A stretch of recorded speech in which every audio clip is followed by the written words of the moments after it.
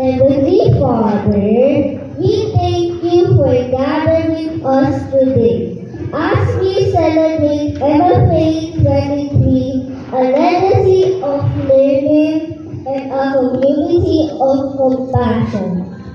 For 23 years, you have guided our school with wisdom, strength, and unwavering love.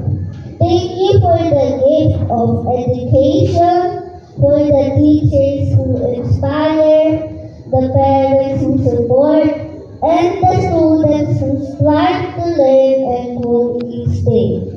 As we honor this legacy of learning, may you continue to bless our lives with knowledge and understanding. As we celebrate our community of compassion, may you fill our hearts with kindness, patience, and respect for one another.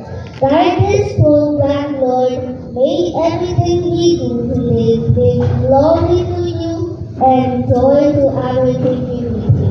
Strengthen our unity, deepen our faith, and help us continue building a future grounded in excellence and love.